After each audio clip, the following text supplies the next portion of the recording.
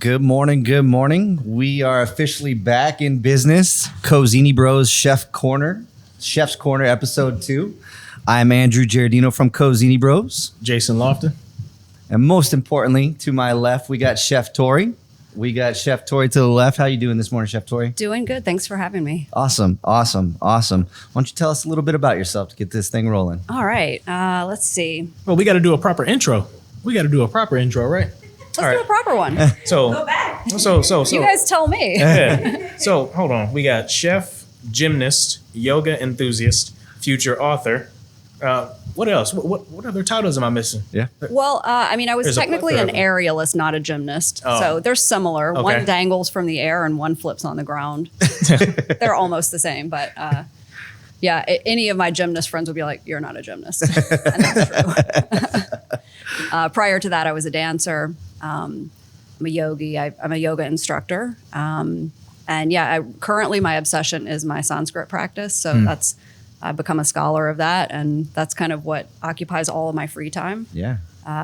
Vegan chef. It's really my yoga practice that brought me into this vegan lifestyle. Mm-hmm. And I'm just trying to soften people because when it comes to vegan, it's like it comes with this side of kind of condescension and self-righteous superiority, and I really want to get vegans to kind of step down off of that soapbox a little bit, and also just normalize vegan food as food. Yeah. So I could walk into a restaurant and it would be there and I could, order it. Yeah, absolutely. It's not everywhere. I have a couple vegan friends, and I know that it's difficult to find restaurants that everybody could agree on that also have vegan options. I noticed on one of your videos on Instagram, it was about the bar and restaurant expo where we met, right? Mm-hmm. I thought something was really cool that you mentioned there. It's an opportunity to get in front of restaurateurs and teach them about, vegan options and convince them to add those to their menu, right? Yeah, it's so important because I can go into any restaurant and look at their menu and kind of assemble a meal for myself if they're willing to let me customize my dish. Yeah. But the problem is, even if a restaurant serves, I don't know, let's use Impossible Burger. Yeah. Right. But if they're serving it on a brioche bun that has egg wash and they're serving it with mayo and cheese, well, sure, I can order it and say, okay, leave all of that stuff off, but then I've just got this patty. Yeah. And that's not fun to eat. But really, what I try to encourage restaurants to do is just have a few condiments that are vegan, because then you can build a lot with that. Yeah. And especially I feel like mayo, sour cream, you can do so much with just a couple of ingredients, and then we're not just eating a dry sandwich, Yeah, absolutely. And I've been spoiled also because I lived in Vegas for 15 years, and Vegas has a lot of vegan restaurants, and also a lot of the restaurants have vegan options. But when I go anywhere else in the world, unless I'm cooking for myself, it's really hard to find something to eat, you know? Yeah. And Chef, what got you, started? How'd this journey begin? Because, everyone always wants to hear the why. Definitely. When you, run across someone, I'm vegan, I'm different kind of diets. What started it? What made you transition? And Well, I grew up working in health food stores, so I was always exposed to healthy food, and I became vegetarian when I was 12, and that lasted for about 12 years, so into my 20s. But honestly, the reason, because when I deal with other vegans, the ones I encounter, there is always this air of we're right and they're wrong, you know? And I know I can relate directly to that kind of vegan, because when I became vegetarian as a child, it was so that I could be right, so that I could have that sense of superiority, I know better and you don't, And it wasn't sustainable for sure. That's no reason to take on a lifestyle. But also, vegetarian and vegan are very far from each other, because it's easy to not eat. Not easy, but it's easier to not eat meat. But there's so many hidden items, that to go into a regular restaurant and find any vegan food, or to be able to even make your own dish, it's a challenge. And to get back to your question, I was vegetarian for 12 years, and then I started eating meat again in my 20s. And I didn't have any kind of negative physical reactions to it. Some people do. There's a book called Eat Right for Your Type, and there's a specific meat eater blood type, which I have. So maybe that's why coming back to meat was not difficult for me. Like I could digest the meat easily and it was no problem. But I grew up in a household where food was not that important. I mean, we ate food. We weren't hungry, but my mom is not that interested in food. And so we just had kind of boring food. We had the same sort of 5 meals on repeat. And when I discovered that food could be delicious and exciting, I was like, guess what? Food is good. Yeah.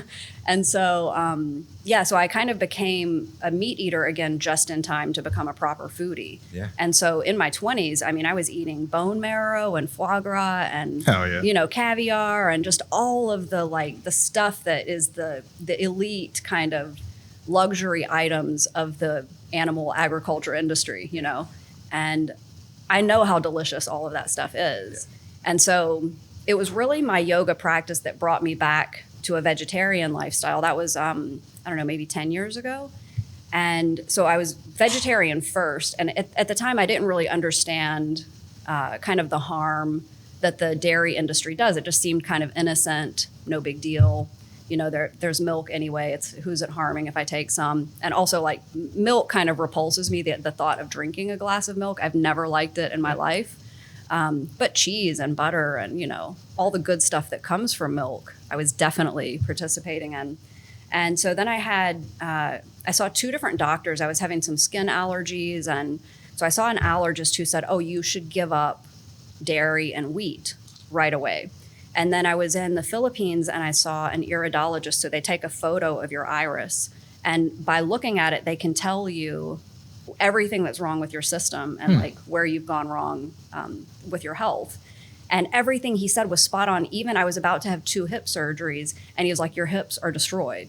By the way, I should ask you, is it okay to curse on this podcast or no? Because I have a filthy mouth. Okay. It's like, I just want to make sure if it slips out that we don't have to cut too much. We've seen your videos. Okay. Perfect. Okay. Yeah. So the doctor was like, your hips are, and I was like, yeah, I know, I'm about to have them repaired. So really the iridology thing told me a lot. And he also said, stop consuming wheat and dairy. So I stopped those 2 things and I thought, I'll give it 6 months and see how that does. And within a week or 2, my entire system, it was like rebooted and functioned properly. Like I was not congested anymore. My skin cleared up. Just everything about my system changed. And I was like, oh, I'm not going back. So the root of the transition was basically health. It was reasons. Health for me, yeah. But then also, so during that time, I had to have 2 hip surgeries because of my circus career. But then following that, I also needed 2 shoulder surgeries. So I had 4 surgeries within about a year. And during that time, I was basically sitting on my couch for 1 year. And I just started watching all the vegan documentaries, which on my website, I have all of them listed, like on the chef page. Yeah. So all of my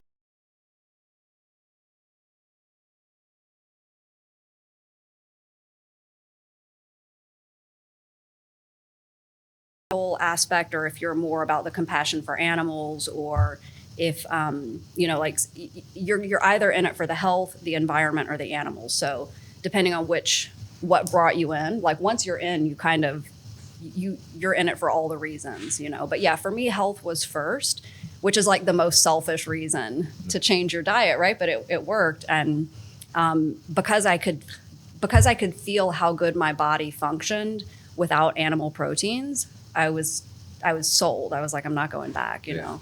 Yeah. You mentioned it's easy to find in Vegas, but hard to find elsewhere. I seen a video of you riding a motorcycle through West Texas, right? Yes. You went to that Prada booth. Yeah. How did you find it in Texas? Oh my God, it's a food desert. Yeah. There is nothing for me to eat in Texas. Yeah. We a lot of Texas. nuts. home of the brisket. Yeah. Yeah. I was eating a lot of nuts and peanut butter and just, it's one of those things. And this is also why I want to help vegans kind of soften their, how do you say it? Their expectations of themselves and others, because there is no way to do this lifestyle perfectly. Yeah.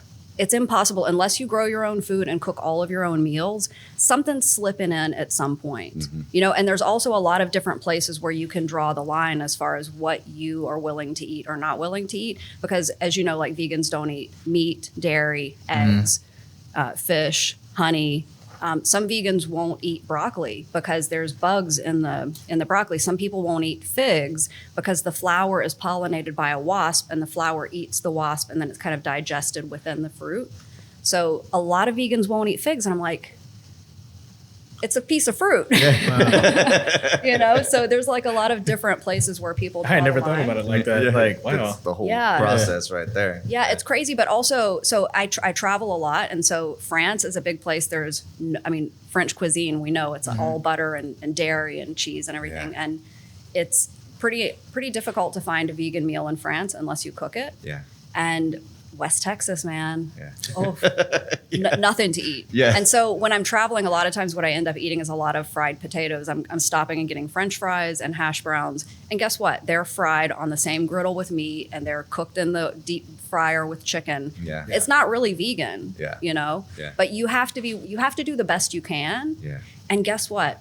That's good enough. Yeah. Yeah. That's good enough, you know? gotta And it's work. like you can't. But- If you're trying to police yourself too heavily, you're not going to enjoy your life. And we're not meant to be suffering here, Yeah. you know? Yeah. And I joke a lot about the vegan police, but the truth is I am the vegan police for me because I know exactly what I'm consuming. I know those French fries were fried with the chicken, you know? Yes. But it's like you got to do the best you can because otherwise you're going to starve to death, and we do need to survive. That's exactly right. Let's talk about the Bar and Restaurant Expo real quick. That's where we Yeah. met, right? Yeah, it's so fun. You had a presentation, and you were also part of the kitchen management crew, right? Tell us a little bit about your presentation and your role in the kitchen there. Yeah, it's we have, I want to say, about 12 chefs that do demos. So we kind of show it. It's a convention that is for bar and restaurant owners. Yeah. And managers. And so we do demos to kind of, the place we're working is called the Food and Beverage Innovation Center. So we're trying to show things that are innovative and also just encourage restaurant owners to be a little more clever and creative about their offerings. So we do demos, and then we have in the kitchen about 40 student chefs from Johnson & Wales University that come to support us. Yep. And so J. Will alumni here. yeah. Oh, nice. Yep. Yeah. So they come to support, and it's brilliant because we have to get out 500 plates. So as I'm doing the demo on stage, we've got the student chefs in the back assembling the 500 plates. So then when we're finished with our demo, everyone just single file walks through the kitchen, gets their plate of whatever we just made on stage. And we're doing these demos, I want to say, every hour or so. We get a new chef up on stage. And then this year was the first year that the students also did their own demo at the end of the convention. That's cool. So that was really fun to see what they came up with. Yeah. You mentioned, so you did nachos, right? I did, yeah. And in your video, you said, I'm going to tell you it's my secret nachos, right? Secret vegan nachos. I love secret vegan, yeah. Yeah.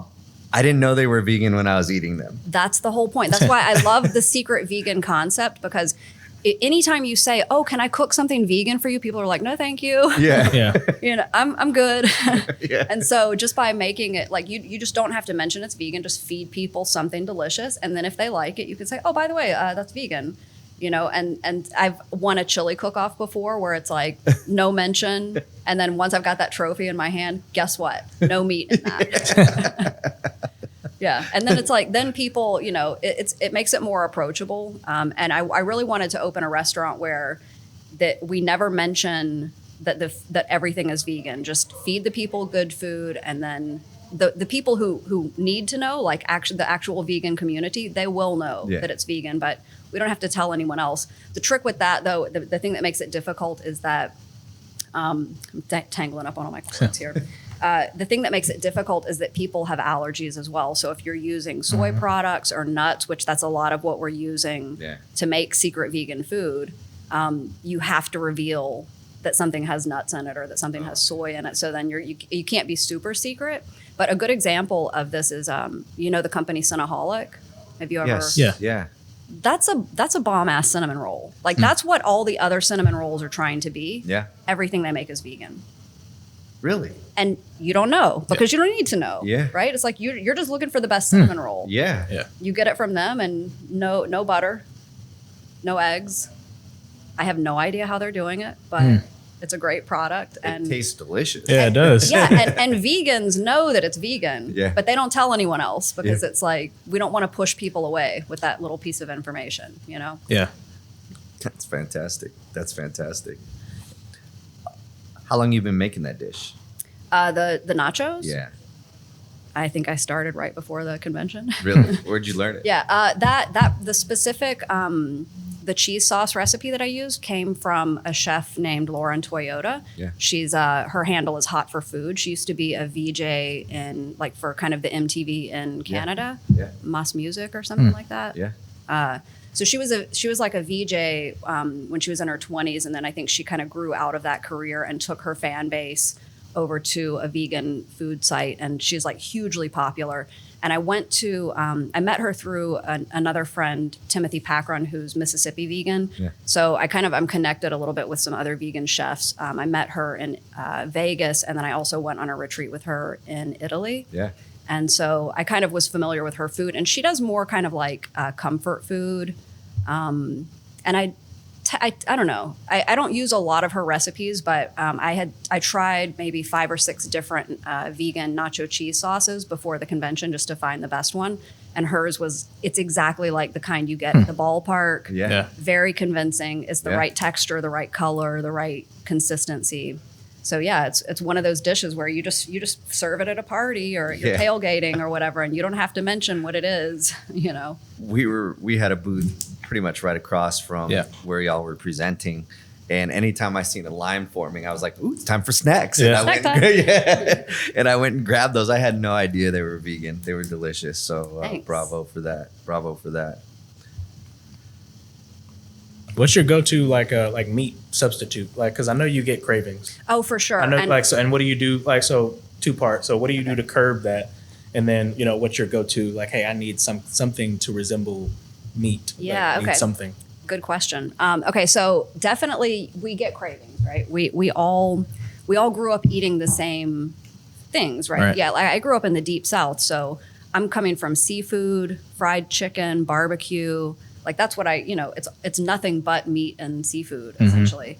And so yeah, I like to there's a product called Tendle that's really good as far as like if I wanted to make a fried chicken. They don't sell it in markets. I think they only sell it to restaurant chefs. Okay. And a friend of mine, Chef Chad Rosenthal, he is sponsored by them. So he did I think it was a year ago, 2 years ago at Bar and Restaurant Expo. He did a Tendle sandwich, but he dredged in buttermilk and then put mayo on the sandwich. Oh, It's like you took a yeah. vegan product and made it vegetarian, Yeah. you know? So he gave me a case of that at the end of the convention, and I went and made a vegan batter for it and fried it and did chicken and waffles, and it was exactly like the fried chicken I grew up eating. Wow. Perfect. Yeah, the crunch on the batter, and I mean it was perfect. I really like Tendle a lot, and I mean if I crave, I don't really get cravings for burgers, but that's an easy one. Like if you're out and someone has a vegan option, it's going to be Impossible or Beyond Burger. Right. So it's one of those things that's easy to, if you're lucky enough to be included in a group dinner, because a lot of times as a vegan you're left out of it because people are like, oh, now we got to find somewhere that's got vegan food, But yeah, if someone has a Beyond or Impossible burger, I'll take one of those. But I love tofu. Yeah. It's so versatile, and a lot of people don't like it, but it's because they don't know how to work with it properly. So Because you can kind of freak it like any way you want, like anything, yeah. So It's yeah. so versatile, and the thing is, like, if you want to make it into a texture that's similar to meat, you have to press all of the water out of it, and then reabsorb your marinade. So to get, I do a chicken, like a fried chicken sandwich that's similar to like, I don't know, I'm guessing Chick-fil-A or something like that. And the recipe came from New York Times.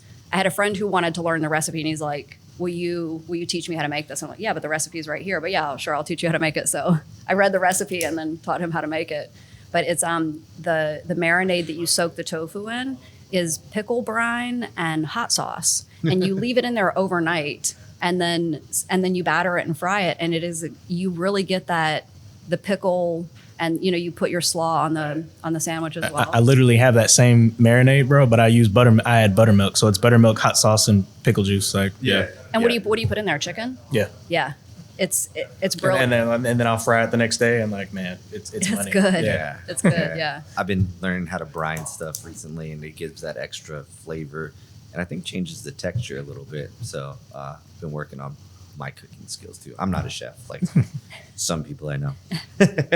Well, it's funny because I used to call myself the imposter chef. Yeah. And then my chef friends are like, you got to stop doing that because you are a real chef. Yeah. But I've never worked in a restaurant. So when I'm working with chefs who own restaurants, who have shows on Food Network, it's like, I feel really like I'm not a real chef, I'm like pretend chef, but no, I'm getting enough cooking jobs now that it's like, okay, Yeah. I guess I am a real chef at this point. Yeah. So you've never worked in a official restaurant Never. kitchen? No, I do. I teach and I do the demos and stuff, but the only restaurants that I've officially worked in, I was either front of house or like dishwasher, Right. like I've never cooked Yeah. in a restaurant. So it's an unusual place to be for a chef. Yeah. How do you get to presenting at the Bar and Restaurant Expo? Good question. Well, the way that I became a chef, first of all, was that I was in the circus and I had to retire after having so many surgeries. So essentially, I was like, okay, well, I've got to do something with the rest of my life. And the only thing I was really interested in at that point was food. So I went to culinary school, and then it was regular culinary school. So I'm butchering chickens and I'm, doing all the things, but I was already vegan at that point. So I'm doing the work, but the whole, I don't know, the privilege, I guess, of going to culinary school is that you get to eat all of the food that you make. But I wasn't eating anything that we made. So all of the other students that I'm in class with, it's like I'm waiting around for everyone to finish eating so we can clean up the kitchen, And so then after I finished culinary school, I went to vegan culinary school. And then I went to a vegan pastry school as well. But I'm good friends with a lot of chefs. I'm not sure how, I don't know. I kind of like entered that group somehow, but Chef Brian Duffy, who I think is a good friend of mine, and he and I go on motorcycle tours together, and we kind of get together as often as we can, and usually I'm his sous chef. So when I'm cooking with him, I'm cooking a lot of like I'm stabbing pork shoulder and shoving garlic cloves in there, and that's another thing too. It's like a lot of vegans would look at me as a chef who's working with meat and say like, oh, that's like disdainful. You shouldn't be doing that and whatever. And it's like, well, this is like the industry I work in, and the majority of people on earth are not vegan. So if I'm going to be making food, I have to be prepared that I'm going to be using ingredients that I don't necessarily eat. And that's okay, because honestly, the vegan lifestyle is not for everyone. And I never try to convince anyone that they should try to do it, because I know how much discipline it takes. And I love discipline. So it's not it's fun for me, and I know how my body feels when I do it. But it's not sustainable for most people. Yeah. But what I really want to do is just encourage people to be willing to eat vegan food occasionally. Yeah. Like starting with Meatless Monday, or even like if you were willing to go this far, like just commit to doing one meal per day with no meat. And that's, as Americans, we can barely fathom a meal that has no animal proteins. It's like bacon, egg, sausage for breakfast. We got a club sandwich for lunch. It's like 5 animals in there, surf and turf for dinner. So when people try to think of like, what is vegan food anyway? They're like, oh, I guess you just eat salad all the time. Like, no, I'm hungry too. I don't want to just eat salad, So like Andrew, and he is a carnivore, like a straight carnivore. He was making burnt ends yesterday, ribs, chicken. So like, what would you say, like if you had to not convince someone to be vegan, but just like, hey, here are the benefits if you, just do, like you said, Meatless Monday, or one day out of the week, just try this. Like, what would you say? What are the key factors of like beneficial to health? Okay, so well, before I answer that, I will say I know a vegan Texas brisket recipe that you might actually really like, and I'm not going to try to convince you it's exactly like brisket. It is a little different, but it's very good, and it's basically seitan that's kind of braised in sort of like a wine and tomato sauce that reduces to barbecue sauce while it's cooking. And every time I've taken this to a party with, carnivores, it disappears. Wow. So it's a great recipe. That one's from Derek Sarno. His group is called Wicked Kitchen, I Okay. think. And his recipes are legit. He does a lot with mushrooms and kind of tempeh and seitan and stuff Yeah. like that. But to get back to your question, which was more of a health thing, the thing is like the majority of like 70%, I think, and this statistic may be outdated, but they say 70% of deaths are lifestyle related and preventable. And that if you're a man, your chances of getting cancer, if you're a meat eater, are 1 in 2. And your chances, if you're a woman meat eater, 1 in 3. You know, there's a lot of things. It's not, for me, like the health thing is a big one because we all want to take care of ourselves, but we only need these bodies to last for another 50 years or so. But the environment is a bigger cause. And I don't have kids. I'm over 40. I'm probably not ever going to have kids. So it doesn't matter to me if the planet and humanity is here in 100 years. But if you have kids, Right. you should care, you know, and the animal agriculture industry is the leading cause of global warming, deforestation, ocean dead zones, species extinction, topsoil erosion. You know, it's responsible for so many things that if we want to protect the planet, which I think is for me, kind of now the primary reason to sustain a vegan lifestyle, then we need to, like a lot of people, for example, if you care about the environment, people will say like, oh, well, I got an electric car, or I'm committing to taking less flights, or, you know, I recycle and I don't use straws. And those are all great, but the single biggest impact you can make is just not consuming animals. Yeah. And again, like I said, it's not a lifestyle that everyone can sustain, but the pressure that we're putting on the food industry to produce so many animal products, they're not going to let us know that it's a problem, right? Because they want to just fill the need. Like it's a supply and demand thing, right? Like we create the need, they fill it, but it's destroying the planet quickly. So I think that's the kind of one of the main reasons to get into it. And we can make a huge difference. And like I was saying, it doesn't make sense for me to try to convince 3 or 4 extra people to become vegan. It makes no impact, right? But if all the meat eaters on Earth were willing to just cut back 10%, 20% of the amount of meat that they're consuming, we can make a big impact, a much bigger impact than having a few extra vegans, you know? Yeah. We were asking feedback. You met our SVP, Matt, earlier, and I was like, if you could ask one question, what would it be? And I think it's perfect with what you just mentioned. And so what does the future of clean eating look like to you, like as a planet, as a society? That is a good question. I mean, the future that I want to live in is one that is free of judgment, where the people who are kind of promoting the lifestyle are not pushy. You know, I think there's a way to educate people on the reasons, the whys to give vegan food a chance. But there's a way to do it without condemning people and judging them for their choices. Because you know what I don't like? I don't like it when people judge me.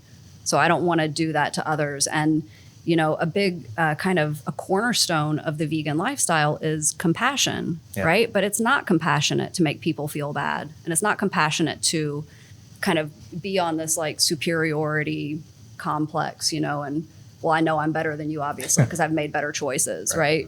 It's not right. So I would like to promote a lifestyle where it's just not, sorry, I keep clicking these things around on the table. I hope it's not hitting the microphone. I mean, the future I want to live in is one that is free of judgment, where there's more vegan food available because it's not stigmatized and it's not something that is off-putting to people. If we can just get more food that tastes good, that is craveable by people who eat meat, then, I mean, that's the future I want to live in. And the fact that it's so difficult, like when I go into a restaurant and the only option is a salad with no dressing or like maybe some boiled broccoli, I don't want to eat that, you know? And so for me, I kind of like blame the chefs, because if chefs who are trained, like we could take a piece of shoe leather and make it delicious with the right techniques, the right seasonings, and we're not doing it, you know?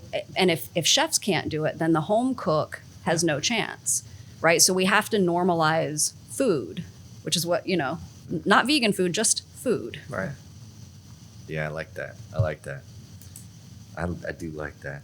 Food, not vegan food. Yeah. We just want to food. eat food. Yeah. Yeah. So at the Bar and Restaurant Expo, I was out of place. I don't drink. It's been over 7 years since I've had alcohol. Nice. And Jason and I went to the first night's party, and any alcoholic beverage you could think of, free samples, endlessly. And I'm like, I need something to drink. $11.50 for a soda, right? And or then, free booze. Yeah, or free booze. But then I found this Ritual Zero Proof alcohol booth, and they make the drinks, but it's non-alcoholic. It's like a whiskey substitute or a vodka substitute. And I was fitting. I fit in. Yeah. I had a drink in my hand. It had an umbrella too, on right? it. Like you had the same feeling as like being tipsy, like right? you're loose, having fun. Yeah, and his spiel, because I got to talking to the guy, and he was the same thing. He was like, yeah, our goal is just to get these into more restaurants and give an option where you could go out with a night with your friends, have fun, and fit in, right? And it's kind of like that. No judgment, fitting in, having fun, doing the same thing, and enjoying it, right? Yeah. Just food. Food. Yeah, like we're here to enjoy our lives. We're not meant to be suffering. Yeah. And I'm the same because I go through phases where I'm drinking or not drinking. Yeah. But when I'm doing something social, I want to have like a handcrafted cocktail that doesn't necessarily need to have alcohol in it, but just like I want to have a special drink too. I don't want to for a long time, I've just been drinking like Pellegrino. I call it party water. Yeah. Because it's like when you feel like you're having a drink, you throw a little lemon in there or something. Yeah. And it's like, it feels kind of like a cocktail. Yeah, absolutely. Absolutely. Yeah. That was just reminded me of that. There's a company also called Little Saints that does, they weren't at Bar and Restaurant Expo, and I've never tried their product, so I don't know if it's good, but I've been really curious to try it. But again, it's like, I think for a 4-pack, it's about $20. Yeah. Maybe, I think $25. So I have not committed to it yet, but they put adaptogens, like they have mushrooms and stuff in their drinks, and they're modeled after famous cocktails. Like, there might be one that's a margarita or one that's, I don't know, whatever. Yeah, it's good stuff. Cosmopolitan or something. I like it. And no, I wanted to get into the dancing. The dancing. Yeah. I want to hear about the Vegas adventures and the. Okay. I thought you were going to do some dancing. No, you don't want to see that. That. Okay. So I started my life as a ballet dancer. I was classically trained. I told you. Too. Yeah. No, because me too. No, because I said ballerina, and you were like, I was like, she did some ballet. Yeah, I thought I was going to be a ballerina when I got older, and I did become a professional dancer for a while. But then when I was dancing, I saw my first Cirque du Soleil show. My grandmother took me, and I was sitting in the audience just with my jaw in my lap. I was like, is this a real job? Somebody's getting paid to do this? And then from that point, I just said, ballet, schmallet. I'm going to do that. Yeah. And so I started training myself. This was kind of, the internet was underdeveloped at this time. I was in my 20s. And so there wasn't a way to just jump online and join a circus school, or it wasn't easy to find training. And I actually grew up in Alabama. So in Florida, in Sarasota, there's a huge community of circus people, but I had no idea. I didn't know that till I was in the circus. Yeah. So I started kind of training myself. I found a gymnastics gym that allowed me to, because I had to get my own insurance, but then they let me hang a tissue. So I started off on silks or tissue, French people say. And so that was kind of my first discipline in the air. And I was training myself and watching, videos and trying to figure it out. And then I found a coach in Canada, and I would go visit her, every few months, and I would just stay for a few days. She would teach me as much as she could in a few days, and I would go home and perfect it. And then when it was like, time for me to learn more, I would go back for a few more days. So I did that for a couple of years. And then when I got to the point that I felt like I was strong enough to get work, I said, okay, well, I'm moving to New York. I'm going to go make it now, and I did. So I went from Alabama to New York, and I didn't realize that there was no aerial jobs in New York. But as a dancer, that's where you have to go. Well, it depends. Like you would go to LA if you were more of like a music video kind of dancer. Yeah. But for ballet and Broadway, you go to New York. So I moved up there, and then, there was no jobs. So I was managing a juice bar, a coffee shop. At one point I was managing a chocolate factory. That was really fun. But yeah, I did all the jobs in New York, and I was working usually 2 full-time jobs and then paying $30 an hour to hang myself in this a place called Streb, where you can like rent a point and hang your apparatus and, you know, do your training. But it's like in your 1 hour, that's your time to rig, do your warm up, get your workout in, take everything down, and then the next person is right behind you. So you're in full hustle mode at this hustle month. mode. I was in the trenches, man. It was so hard. Yeah. But eventually I got my first contract as an aerialist, but it required that I move to St. Louis. And in the beginning, I was like, oh, I'm not moving to St. Louis. Because we only perform on the weekends. So I'll just keep my jobs in New York. And then on the weekends, I'll fly to St. Louis, do the 2 shows, and then head back to New York. So I kind of did that for a couple of weeks. And then I was like, this is not sustainable. Also, like, why am I keeping an apartment in New York when they're going to supply housing in St. Louis? And it was the perfect place to really develop as an artist, because they paid for our housing. We could technically eat at the hotel that we performed in. So they have like an employee kitchen, so we could eat there if we wanted to. And then we only performed twice a week, so we had 5 days that we could train as much or as little as we wanted. Wow! And we had nothing else to do, so we just trained nonstop. Yeah. And the last partner, because it was a doubles act that I was doing there. So we had, sometimes we would hang on our own apparatuses and do synchronized movement. And sometimes we would be on one apparatus together holding each other. And that's kind of what we were known for. So we did a lot of doubles stuff. And then the partner who I was training with towards the end, both had the same goal of working for Cirque du Soleil. So we would train pretty constantly, like 40 hours a week minimum we were training. And we would go in and set a timer for 30 minutes. Yeah. And we would climb the fabric and we'd say, we're not coming down until the alarm goes off. Oh, that's a long time to stay in the air. Yeah. So you're having to find all of these like ways to rest and, you know, keep your strength while you're in the air. So there's different like locks, like a foot lock or a hip key, where you're kind of stuck to the fabric and you can let your muscles relax for a moment. So we did that. And then she and I both ended up kind of getting into the company at the same time, but 2 different roles. So we had our audition together and then kind of got cast in 2 different shows. And so, yeah, once the dream was accomplished, I was really like, oh, okay, well, I've made it, right? There's no higher position to get to. And so I was initially hired as the backup for the Straps Act. And I did house troupe for the rest of the week. So house troupe is kind of when you see a lot of people that kind of all have the same costume and they're just like the main group, like the core. So I did that for 4 days a week, and then I did the Straps duet once a week. And then eventually I got promoted. It took a really long time, and I had to be really patient. But eventually I got promoted to where I was the main person doing the Straps duet, which is, for the show I was in, it was called Ka. And it's kind of an Asian-themed show. It's really unlike other Cirque du Soleil shows. It's not like a traditional circus. Yeah. It tells a story, and there's because it's a very masculine show. There's a lot of explosions and fire and people falling and ninja fights and arrows flying past your head. It's very masculine, very action-packed. There's only a couple of moments in the show that are soft and beautiful, and the duet was one of them. It's like a love story. It's like the little princess gets rescued by a character. He's called the Firefly Boy, but he looks like Tarzan. Yeah. So he catches her and they fall in love. And so it's so cute. It's like the first kiss. And, it was just like to get to fall in love twice a night. Yeah. I couldn't ask for a better job. Yeah, that's cool. Yeah. So I was there for a long time, a little over a decade. But then your body falls apart, because for any other athlete, because you were heavy into yoga at the same time, right? So I got into yoga during that time. Okay. So in the beginning, I had tried yoga before throughout my life, because I've always used my body. But anytime I would take yoga, it felt like, stretching for dummies. Mm-hmm. Like I was already flexible. I could just drop into a split. I didn't need to warm up for that.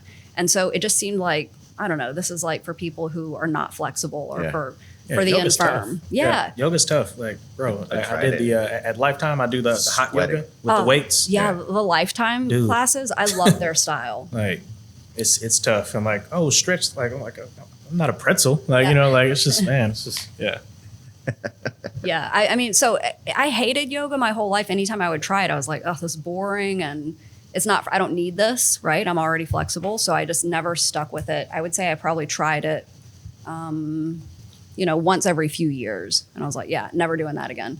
Yeah. And then it was like in my mid 30s, suddenly I really needed it. I don't know what changed. I mean, I guess I was aging and I couldn't just drop into a split without warming up or drop into a back bend without warming up. And then I started saying, oh, okay, this is actually really helping my body. It's helping to prolong my career. So I did start getting into it kind of in the middle of my circus career. And that's when I realized that yoga is not for the body. Yoga is for the mind. And we just happen to be using the body because we live in a body, so it's part of the practice. And in the West, we really see like the asana practice, which is the postures that we put ourselves through. We think that that's all of yoga. Yeah. It's the stretching and the strength training. And, Right. and honestly, like it's only in the West that we see yoga that way. Yoga is about meditation. It's like a mindful practice. And the asana is the tool, which it's kind of like a diagnostic tool. So you can see like how off balance you are today, where your strength is at. So you can kind of use it that way, but it's also a tool for focus. Because if you're going to stand on one leg and wrap the other leg around your back and pull it up to your head or whatever, you cannot be somewhere else. Yeah. You have to be in the moment. You have to be completely laser focused. You can't even let your eyes bounce around the room because then you have no balance. So it's really about training yourself to be perfectly laser focused. And that is like a superpower. Yeah. So yeah, once I discovered that, I was like, oh, I'm fully in. And it went hand in hand because the flexibility, obviously, it helped you with, with the dancing and stuff like that as well. Yeah, it definitely prolonged my career. And then an interesting thing, which I think you would have to be coming from a performance background to have experienced this, but I'm a natural show off, like I love being watched and I love doing things that most people cannot do with their body. So for me, when I first started doing yoga, it was about how perfect can I make this pose look, right? And like with aerial arts, because they have also aerial yoga, you've probably seen or heard of it at some point, but aerial yoga and aerial arts are very different from each other because aerial yoga is meant to be like what is good for the body, whereas an aerial performance, it doesn't matter if you're tearing tendons, as long as it looks good, as long as you make the most beautiful shape. So coming from the performance background and then becoming a yogi, I had to really give up this idea that I need to make the shapes look perfect. So nowadays, like I don't go to my end range. I'm staying within what feels good. And also as kind of an athlete, an artist, I trained to ignore pain. Dancing on point and your toes are bloody and you're smiling and pretending like nothing hurts, you really start to ignore your body. So then it's hard to know, like, oh, that pop or that snap, was that a problem? Or should I keep going? Should I seek medical attention? You begin to ignore your body so much that that you no longer receive the signals of pain.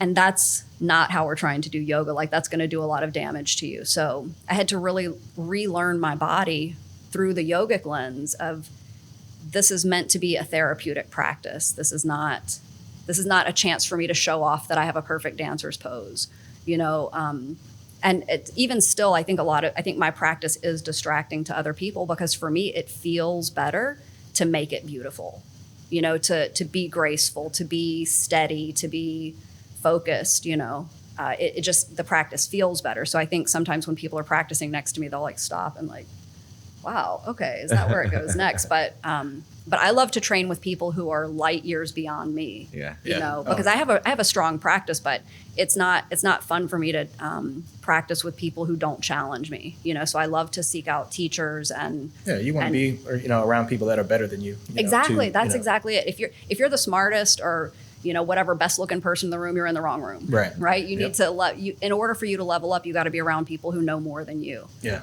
So I love to train with say people. that again. Yeah. Like I love to train with people who can show me how it's supposed to be done. And I'm like, oh, yeah. Okay, thank you. Yeah. I tried to go to the gym with him and I think I couldn't hang. Yeah. I was wondering if you like wanted to arm wrestle or No. Yeah, I'm fresh off a competition. I just competed last Saturday, so like I'm ready to eat. And he So, won. Yeah. He Oh, won. nice. Yep. Congratulations. Thank you. So, Chef, I wanted to dig in. I was just writing down a question on the just how do you see food like just on the grand scale as far as everything that they're putting in the food, like Oh, man, compared let's talk to about like that. when we were growing up, like gosh. I mean just it was simple, but now they're just like the Chick-fil-A sandwich you brought up, like Mm-hmm. how many chemicals are actually what's in that Chick-fil-A sandwich. Gosh. Let's Yeah. break that down. Yeah. And that's why I'm not vegan, but I do pick 2 days out of the week where I just fast. I'm just, like no water, nothing. Like it's Wow. usually I do it on like a Saturday or a Sunday. I just won't eat anything just to get my Clean body, it out, just yeah. to clean it. And like where are you seeing that?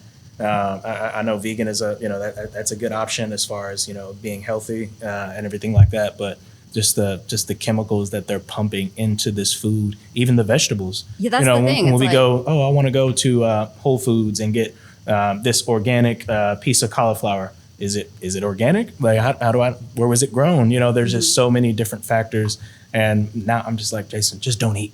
I Like, know, that's listen. your only defense. Like everything's bad for you. Yeah. Just pick a day where you just don't eat. Like, do you? To do be that? honest, yeah, fasting is safer than a vegan diet because even the vegetables, like you said, it's like when we look at companies like Monsanto and Roundup, and like I hope they're not sponsors of your show, No. but it's like they're poisoning us, faster than we can clean that out. Like so when you fast, I mean the body is kind of like a self-cleaning oven. As long as you stop putting food in at some point, it has an opportunity to clean itself. But don't worry because the people who are poisoning us, they also own the pharmaceutical companies that can, Oh, we finna get canceled. Sorry, guys, well, you can edit that part out. We're name dropping and stuff like that. We're exposing them. No. Yeah, Yeah. no, you see all the stuff in the news where, like the colors, the dyes are obviously Yeah. bad. The red, whatever it is. Yeah, where like red number 5 or whatever. Yeah, where you see kids before they eat it and 30 minutes after and they're completely different, right? And now they're changing the names of those things so that To hide it better. Yeah. Correct, yeah. Well, and that's the thing too. Like when I teach vegan workshops, I'll usually have a list that I will read just to say like, does anyone recognize any of these words? And generally no one does. And it's like, okay, these are all animal products that are hidden. They've called it a certain thing so that you don't know, like L-cysteine. I don't know what that is, but Right. that's coming from an animal. And so there's like, I have a list of them that I just run through so that people get an idea of like, oh, wow, there's a lot of ways to hide that. And it's the same with the dyes and the chemicals and the hormones and the antibiotics and all the things that they're pumping into the animals that we're eating or that they're spraying on the produce. This is building up in our system and it's changing who we are as a species. It's yeah. And you're seeing tragic. kids developing different health So many concerns problems, yeah. early on, and it's just like Autism yeah, through the yeah, I roof was and gonna- all these different things that they're all the percentages, if you look compared to today versus like 1970s, just skyrocketing. All the different concerns, cancer, autism, everything.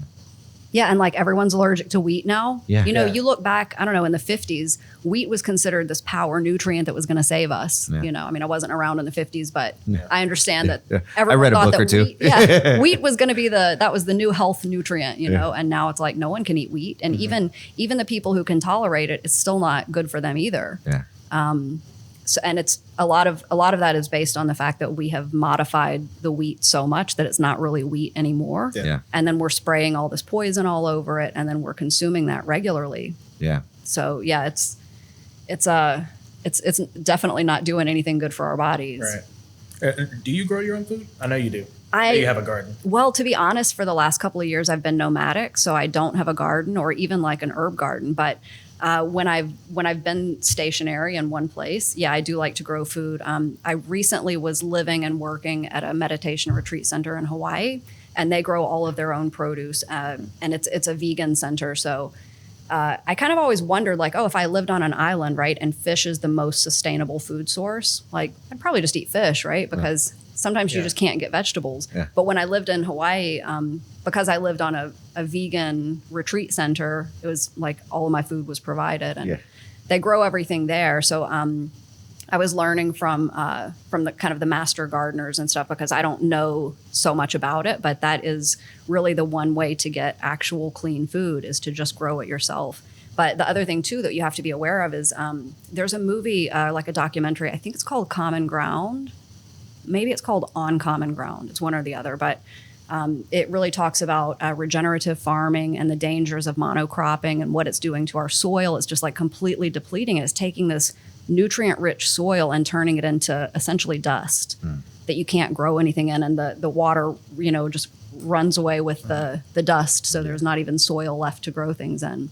And so that was a really fascinating documentary to understand how to produce food sustainably, with actual nutrients. Because what's the point in growing the food if it's not got anything good for you in it?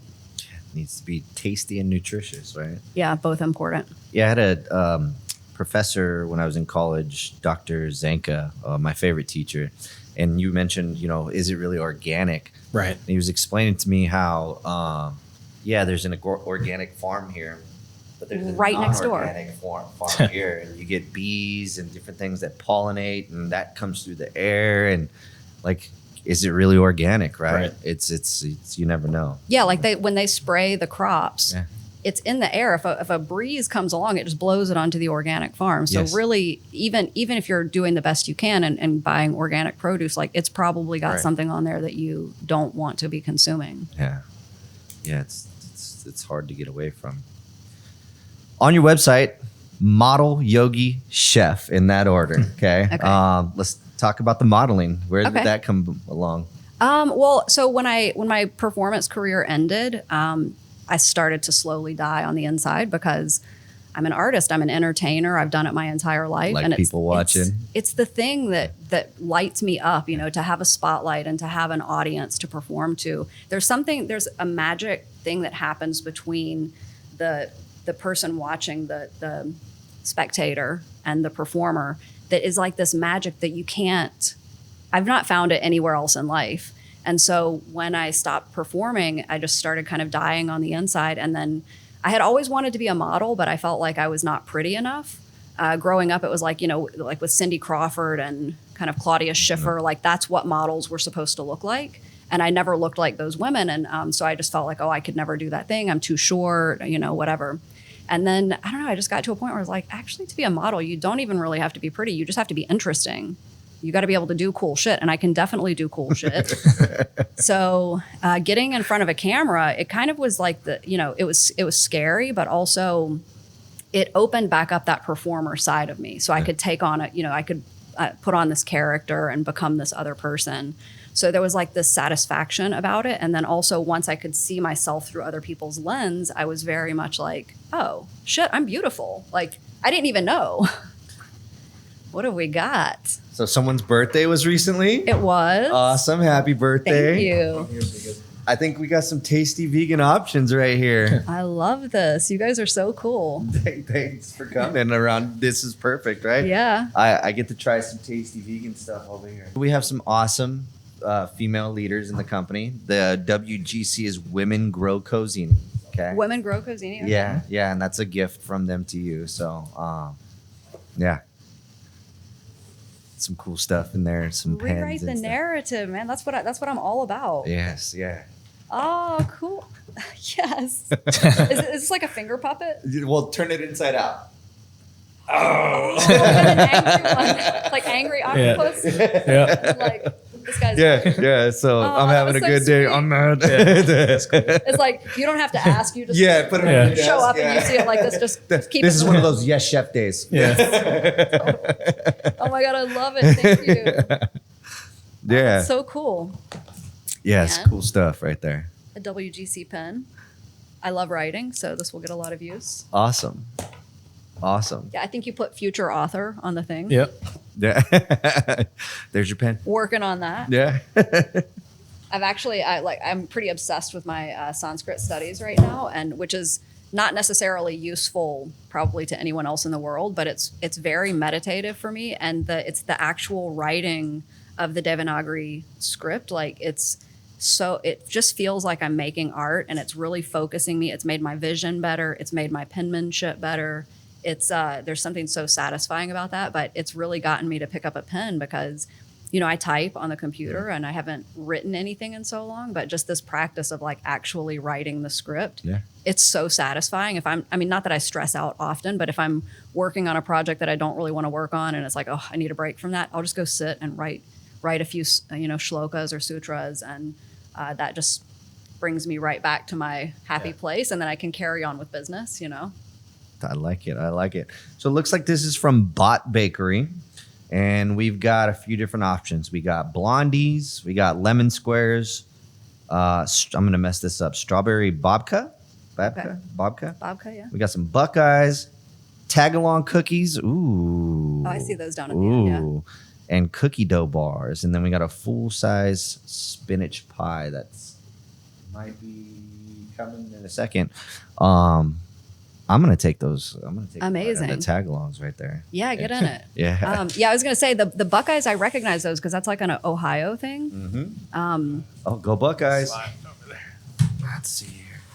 I'll try one of those. I'm gonna try one of those. Yeah, it is. It's and that's why I love the idea of secret vegan. It's like just don't mention it. Just let people try it, and they either like it or they don't. This passes my test, and Nice. I'm not vegan, as he mentioned. I eat a lot of meat, but this is good. So modeling. Oh yeah. So yeah, once I started that, it was like the performer in me was satisfied again, you know. And I wanted to be a nude model, not like Playboy style, like not pornographic or like sexy, but more like art, just fine art with a human body. I have over 200 hours of tattooing. I'm flexible. I can make shapes that a lot of people can't make. So I thought that was going to be my next act, you know. And I ended up realizing, like, after a few years of doing that, it was really fun. It was satisfying for me personally, but I was actually spending more than I was making. I did a couple of small campaigns with like a jewelry company and an eyewear company. But for the most part, I was spending a lot of money making sure that I looked good, that I, had the right products and clothing and hair and makeup and whatever to like look good for a photo shoot. And then it was just like not actually profitable. So I was like, well, this is fun as a side hobby, but it's evidently not my next career. Yeah. So I've kind of been making a go of like, doing the vegan demos and stuff, but also I'm doing a lot of I host yoga retreats and I'm teaching. And I think I'd like to launch some online programs as well that are kind of self-paced. So and I feel like that the vegan lifestyle and the yoga lifestyle go hand in hand because it's really my yoga practice that brought me to, because in yoga there's really no rules, there's guidelines and suggestions, but the one hard and fast rule is do no harm. Mm-hmm. And that includes like when you're teaching, when you're practicing, so it starts with yourself, like doing no harm to yourself, but also you can't kill something or pay someone else to kill something and think that you're not doing any harm. Yeah. So that was kind of one of the things that was like, okay, well, if I'm going to do no harm in the world, then that, I've got to eliminate meat from the diet. And I think by the time I was getting into yoga, I was already not eating meat, but I didn't realize how brutal the dairy industry was, because it just seemed like, oh, they've got milk anyway. But actually, the reason a cow produces milk is because it's been pregnant. And that didn't happen naturally. We forcibly impregnated the cow, and then we separated the mother and baby, which was traumatic for them, and not only that, but it's like if we were to forcibly impregnate a human, we would call that rape, you know? Yeah. And then you separate the mother and baby. It's traumatic. And a lot of those, like before an animal is slaughtered, it sees what's happening, right. Like we know animals feel pain because if you have a pet and it's hurt himself or whatever, they're crying, they're upset about it. And they get scared easily. Yeah. If fireworks go off, they're panicking, right? So it's like, we know that what happens in a slaughterhouse is traumatizing. Mm-hmm. And then those kind of, those chemicals, those fear chemicals are going right into the meat before we eat it. So it's like we're consuming that fear and that panic, Yeah. So it's it's like we've collectively agreed as a society right? That killing is not okay. I couldn't go smash a bird with a hammer or, drown a litter of puppies that I don't want. We've collectively agreed it's not okay.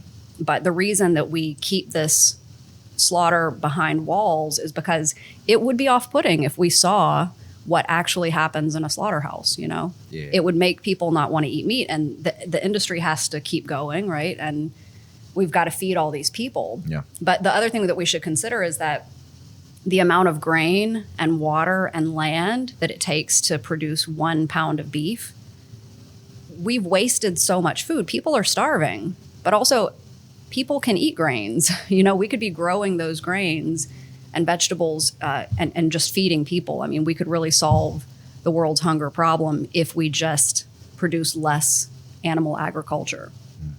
Yeah. 200 hours of tattooing is a lot of tattooing. That's a lot. Yeah. I'm nowhere near that. I do have a few tattoos myself, but nothing like that.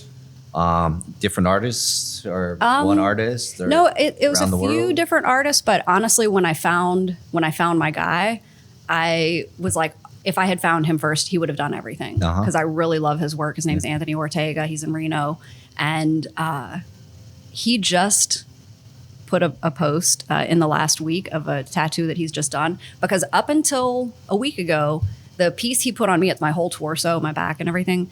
For me, that was the best piece of work he's ever created. Yeah. He's also done a piece on his best friend, like a back piece that I think collectively that's also agreed that that's probably his best work. Yeah. And maybe I come in second. But for me personally, the piece he put on me is the best one. Yeah. Until last week, and I saw the tattoo he came out with, and I was like, Anthony, what?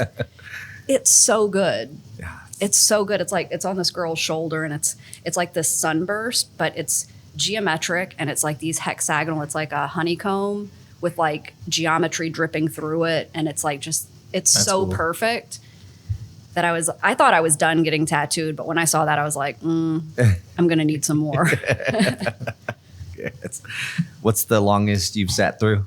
About 12 hours. And that was probably the back piece, right? Well, when I was doing, he did the back first. And then when I was out getting all the surgeries, I was sitting on my couch because they put you on these rehab machines that like moves the leg or the arm or whatever.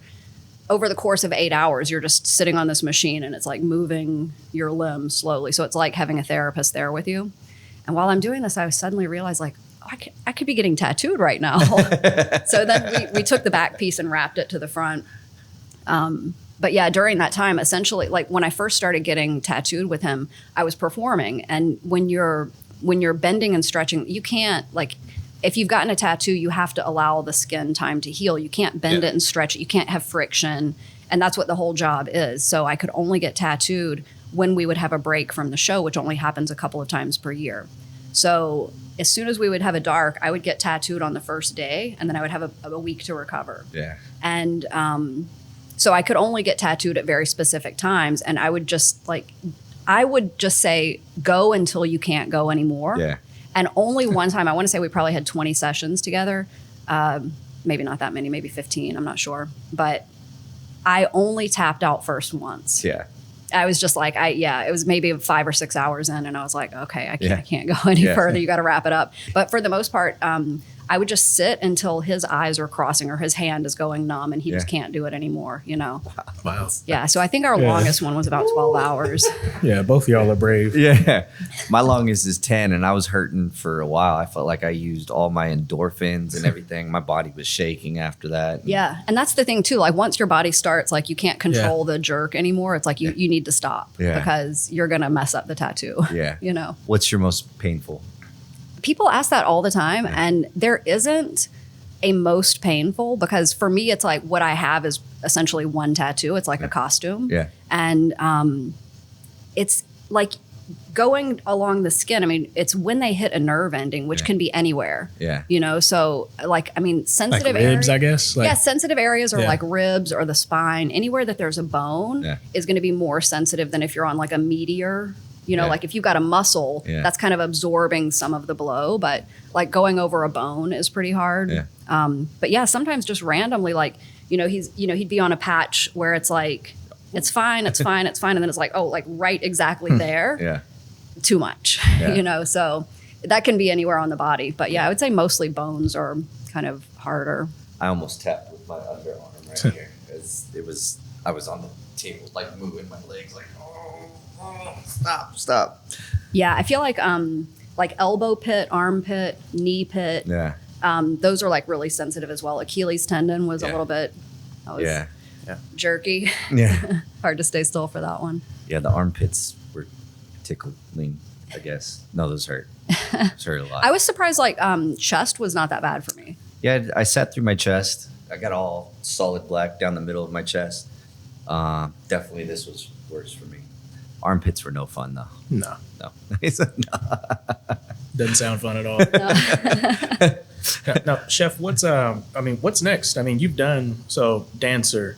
You've done pretty much everything you wanted to accomplish, so far. So, what's the next adventure? What's the next thrill? Because you seem like, just having this conversation, you seem like you need to get that next high, like that next thing. Like, I was like, all right, so you're a tattoo badass, vegan, model, you danced, yoga.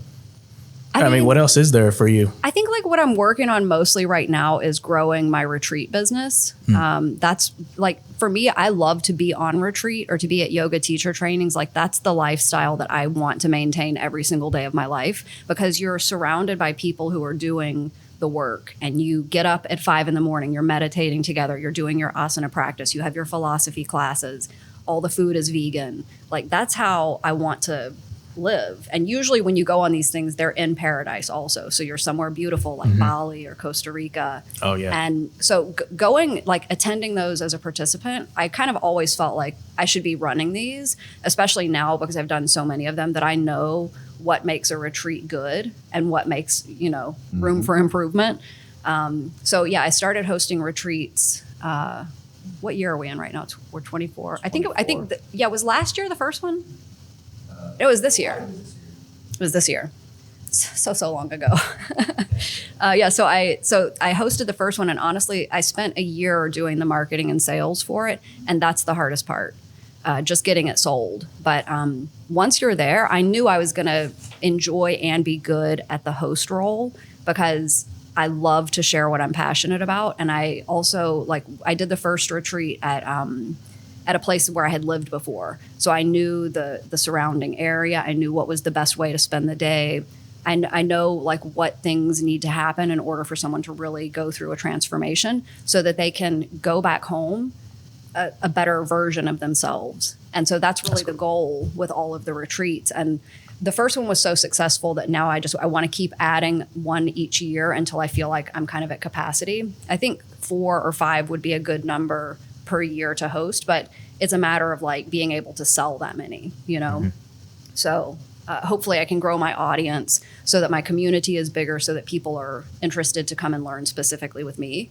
And then, I feel like that's kind of one direction that I want to go. I really want to write a cookbook, because I feel like that's, and also kind of a memoir. Recently someone said to me, a friend of mine was like, that's pretty arrogant that you think somebody would want to read your memoir. I was like, why wouldn't they? Are you kidding me? The life I've lived? Yeah. Why would they? I want to read it. Yeah. And I was there for it, so. So you've been all over the world. You mentioned Bali. Is that where you recently went?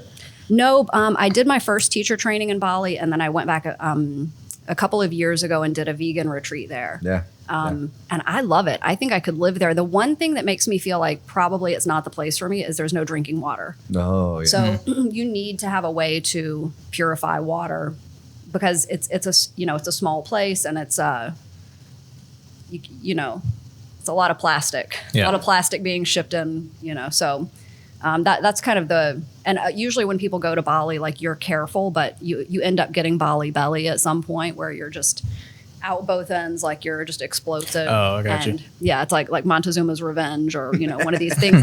When you only need just a little drip of the wrong water to go in, and you're destroyed. Yeah. Yeah. Where'd you film that video? You had a really great video that Pam had sent me the other day, and you were talking about there's not always going to be a time where people are going to be available to travel with you or do what you want to do. Just do it. Right? So that video was a montage of a lot of different places that I've been. Okay. So there was India, Barcelona, Geneva. I'm trying to think what else was in that video.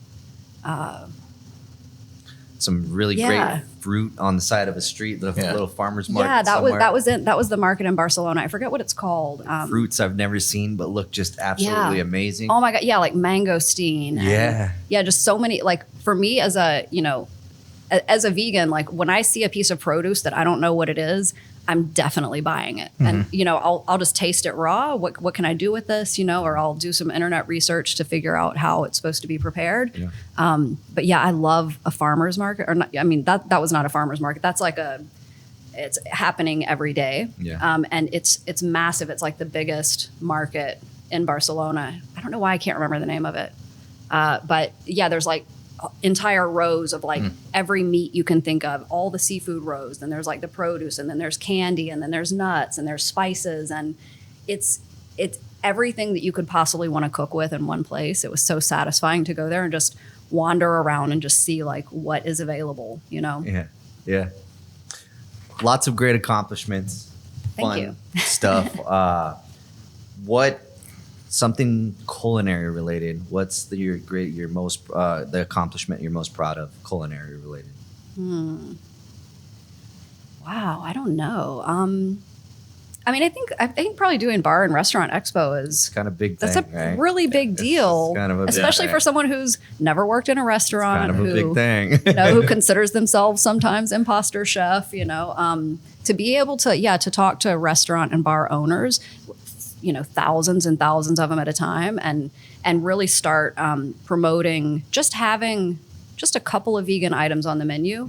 I think that's been a big accomplishment. Yeah. Yeah. How about non-culinary related?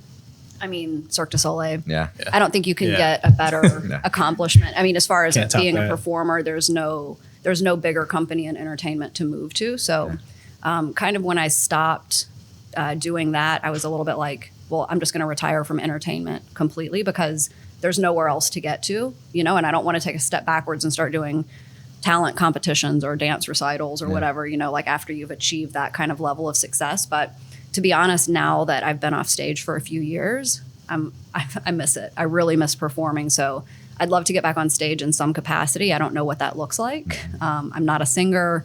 I'm not a musician. So it would be like acting, dancing, something in the realm like there's a lot of jobs where you are an aerialist, but you're not having to do anything too strenuous. You're sort of just like ambiance where you're kind of sitting in the apparatus making pretty shapes, but I'm not needing to lift a man who's 3 times my size or hang from one arm for 7 minutes. I don't have to do that. I can't do that anymore. So, but yeah, I'd love to. I love performing. I feel like. Yeah, and honestly, like when I do Bar and Restaurant Expo, that's, I think the thing that's so satisfying for me about it, it's the thing that makes me the most nervous, and the thing that's the most satisfying is just walking up on stage, having people's attention, and then just trying to present the information to the best of my ability, and then kind of afterwards looking back, okay, did I hit all my talking points? Did I, how can I improve this for next year? Yeah. Was the recipe successful? And usually every year people are, wow, I cannot believe that was vegan. Yeah. Yeah, that's me with those nachos. Yeah. Spot on with those nachos, right? Yeah, so are we wrapping up on time right here? Yeah, that's fantastic. We really appreciate you coming out. It was awesome to learn more about you. I'm looking forward to seeing you at Bar and Restaurant Expo next year. Oh, yeah. We will be back. Cozzini Bros will be back at the Bar and Restaurant Expo. And so will Chef Tori with some more Definitely. vegan options. So look forward to seeing y'all there. It's been an awesome pleasure. It's great to hear about modeling career, all the Cirque du Soleil, and it's really incredible that you got to where you are in the culinary world without ever being inside a commercial kitchen. So it's really great, and we appreciate you coming out. And Definitely. Oh man, thanks so much for having me and Yeah, helping absolutely. me promote my agenda of just normalizing vegan food. I like that And- approach. Yeah, and just getting people to try it, and also like let's not be so judgmental because there's honestly nothing worse. Like I see it all the time because I follow a lot of vegan pages where it's like, oh, this famous actress was vegan for 10 years and then she got pregnant. She started eating meat. How could she? And I'm just like, Right. leave that woman alone. Yeah. like leave her alone. You know, let's just do the best we can and let that be good enough. Yeah. You know, I'll end with one thing. I have 3 daughters. If they were here right now, what bit of advice do you have for them? ooh, 3 daughters.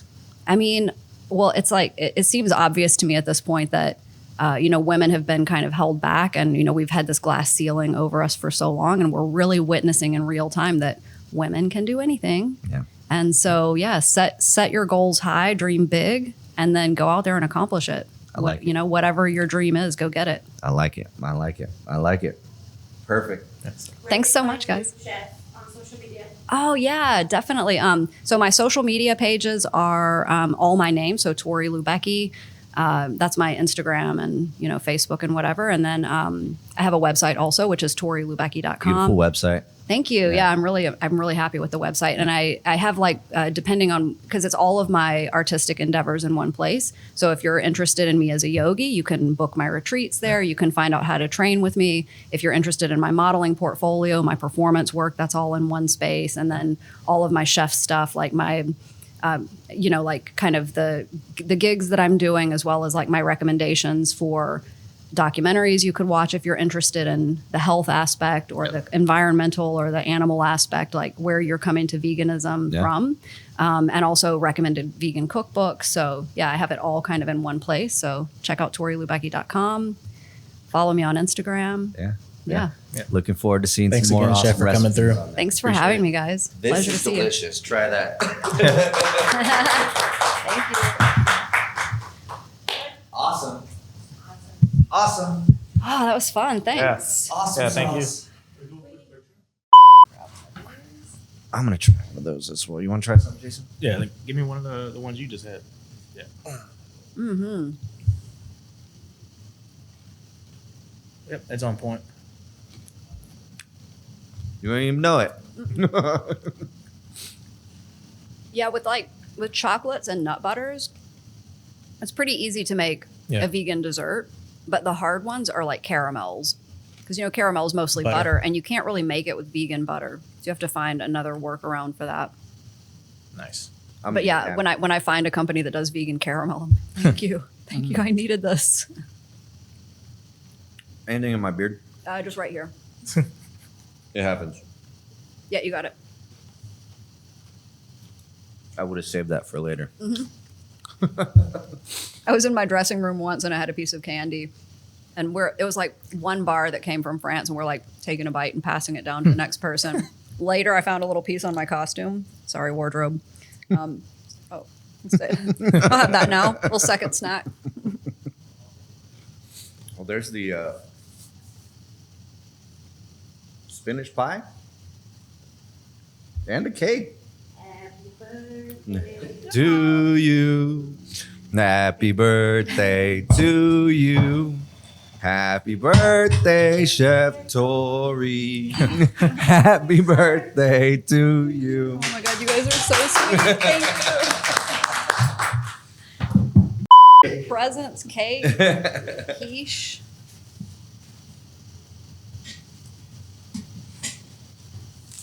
The cookie was phenomenal. Yeah.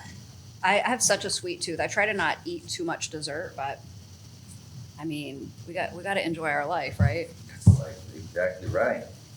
Although, even though I do have a sweet tooth, but I got to say, like, I'm more likely to go with a salty snack.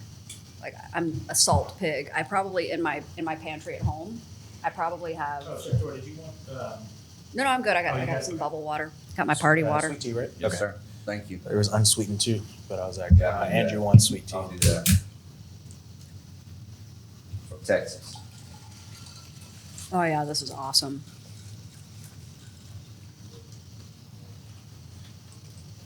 I'm gonna give it a whirl. Oh, also Bot Bakery. It says women owned. That's cool. Love to support the ladies.